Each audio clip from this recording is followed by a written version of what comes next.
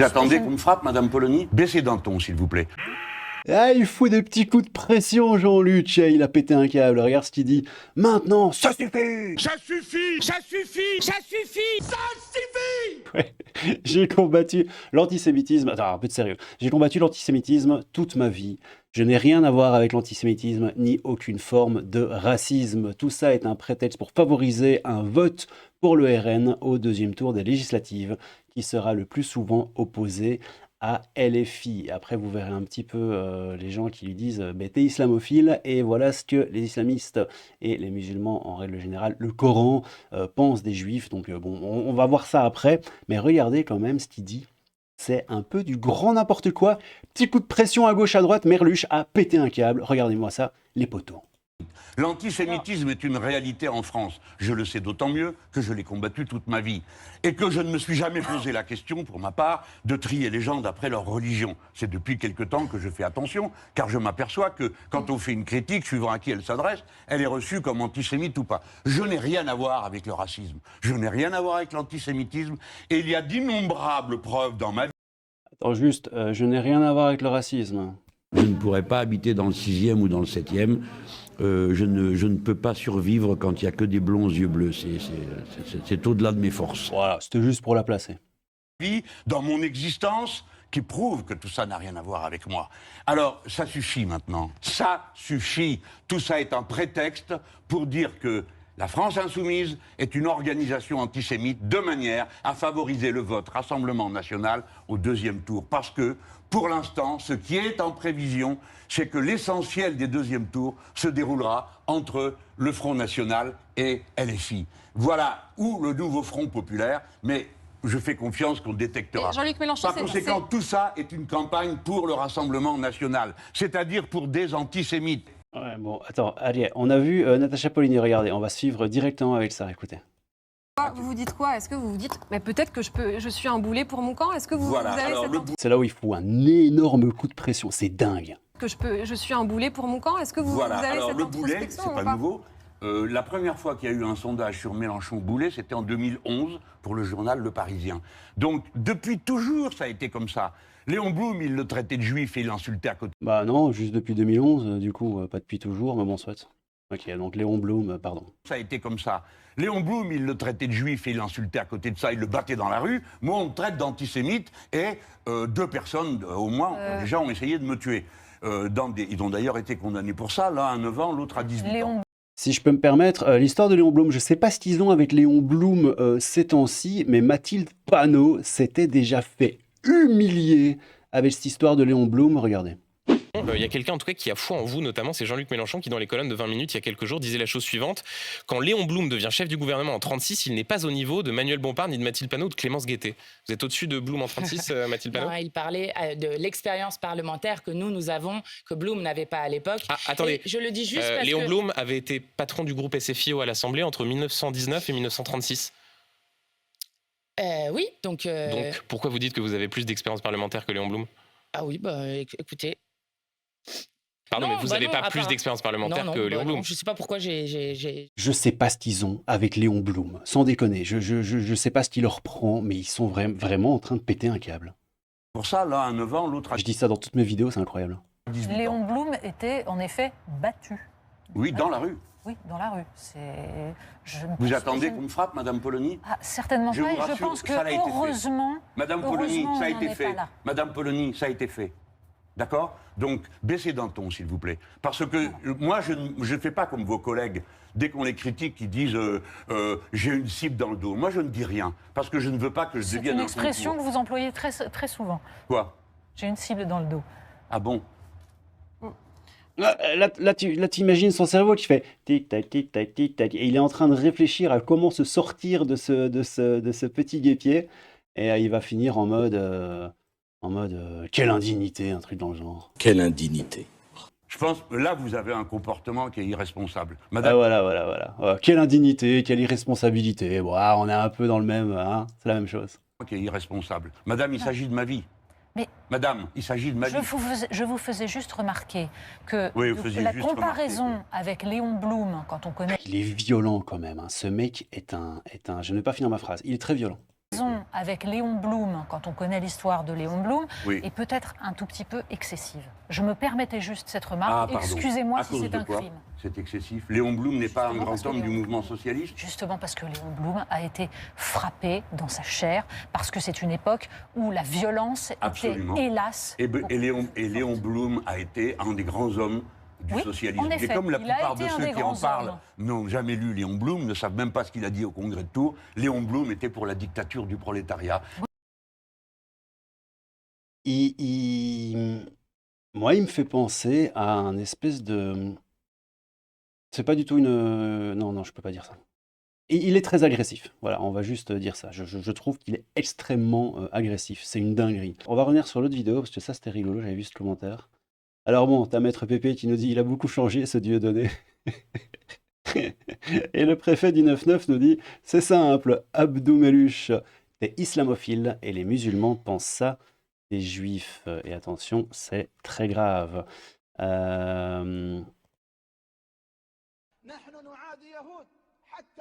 Ouais, j'ai pas envie d'entendre les voilà.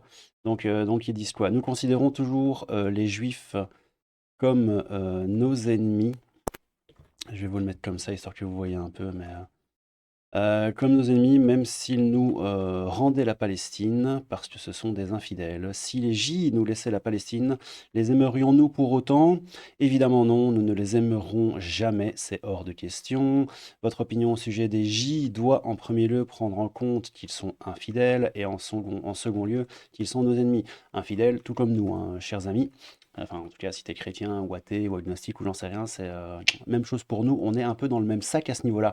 Nos ennemis, non pas parce qu'ils occupent la Palestine, ils auraient été de toute façon des ennemis, même s'ils n'occupaient rien du tout. Voilà, au moins ça c'est dit. Hein. Notre haine des J est basée sur notre foi. Voilà. Le Coran nous dit de les détester, pas de les aimer. Ok. Les J souffrent d'une maladie mentale. Ce n'est pas moi qui le dis. Hein. Le Coran lui-même dit qu'ils n'ont pas d'équivalent. Tu trouveras certainement que les J et les associateurs sont les ennemis les plus acharnés des croyants. Hein. Sourate 5, verset 82. Qu'Allah anéantisse ces porcs. Hein. Je peux dire ça sur YouTube.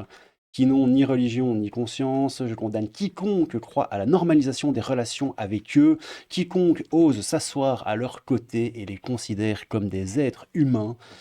Ils n'ont ni religion, ni conscience, ni aucune morale. En résumé, il s'agit des J. En tant que musulmans, le sang versé face à eux ne cessera de couler que lorsqu'ils auront tous été anéantis, hein, on peut dire ça.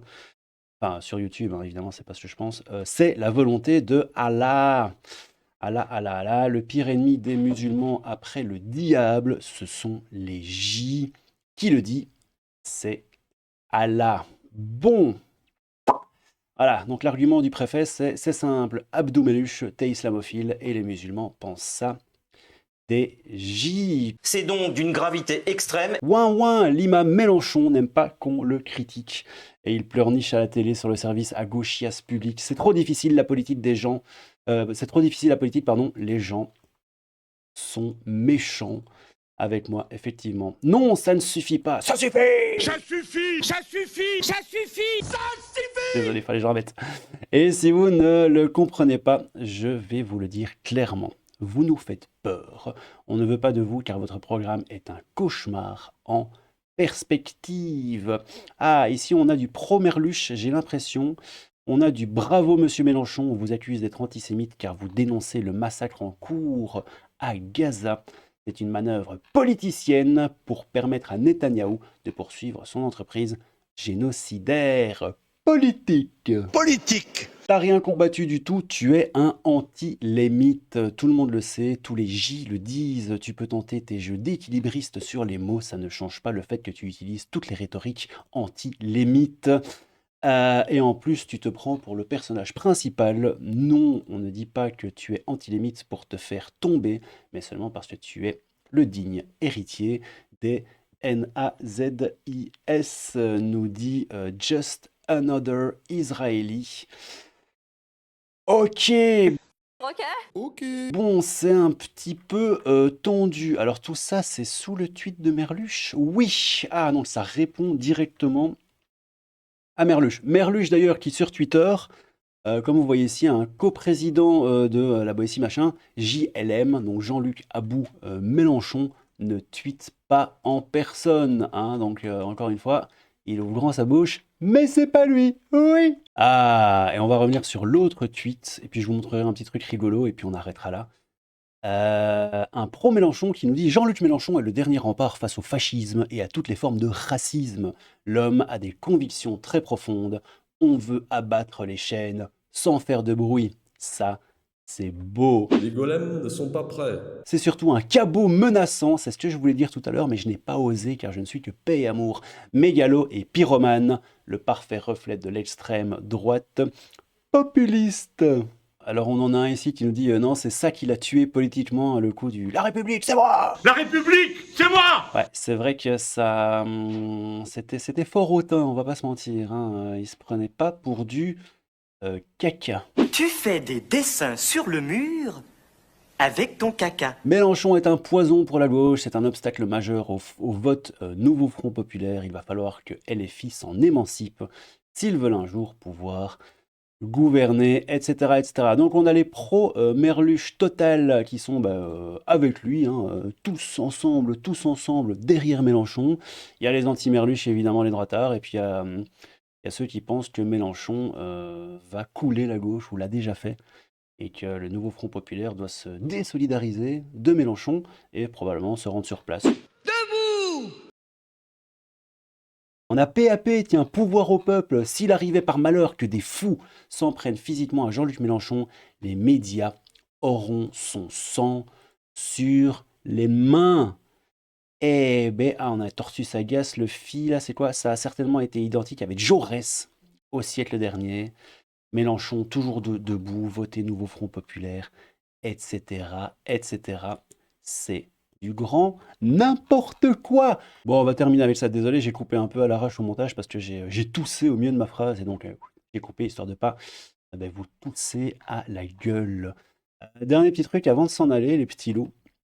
Je sais pas si vous aviez vu le envoyé spécial, le reportage avec les deux gars du Front National, du FN, enfin du RN, ultra pro-RN, à côté de l'africaine, enfin la française, racisée, divine, et soi-disant il l'a traité de bonobo, etc., etc. Enfin, je vais faire une vidéo dessus bientôt, parce que ça a été pas mal débunké, et en fait, envoyé spécial dressait le portrait donc, des deux du RN comme des gros racistes dégénérés, et la pauvre française racisée, hein, divine, comme une pauvre victime qui évidemment n'a jamais rien fait de sa vie et supporte malheureusement le racisme systémique français.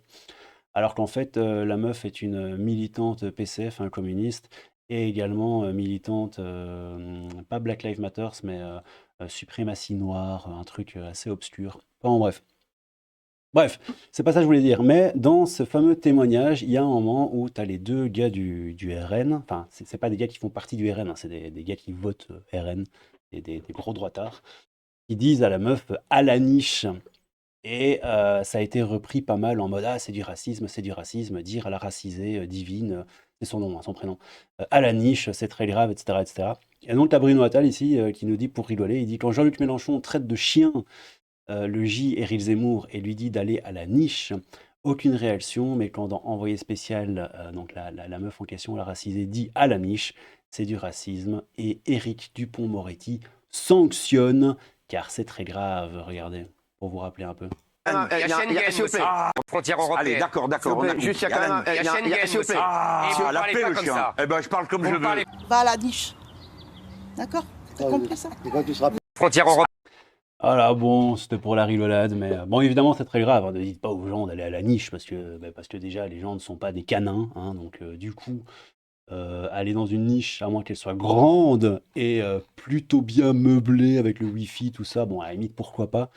Mais sinon, évitez quand même, car c'est pas très gentil, ni très respectueux de la respectuosité qu'on doit aux gens. Même si moi je pars du principe que le respect se mérite. Oui, bon allez, prenez soin de vous. Qu'avez-vous pensé de ce petit coup de pression? On va le remettre vite fait. Vous attendez qu'on me frappe, Madame Polony? Baissez d'un ton, s'il vous plaît. Ah, c'était beau, hein, ce petit coup de pression à Natacha Polony. Qu'est-ce que vous en avez pensé, les petits loulous? Est-ce que vous pensez que Jean-Luc Mélenchon est mort politiquement bien sûr, hein, pas physiquement. Est-ce que vous pensez que le nouveau Front populaire va pouvoir vivre sans lui? Est-ce que vous pensez qu'il faut être derrière Merluche? Est-ce que vous pensez que Merluche est un islamophile patenté? Ou est-ce que vous pensez autre chose? N'hésitez pas à le dire dans les commentaires de manière chaste, pure et civilisée, sans trop utiliser les termes, s'il vous plaît. Je vous fais des gros poutous et à bientôt dans le métro. C'était le crabe fantomatique, un peu de crabe, un peu de crabe, pardon, et beaucoup de fantômes. À bientôt les potos. Tchou!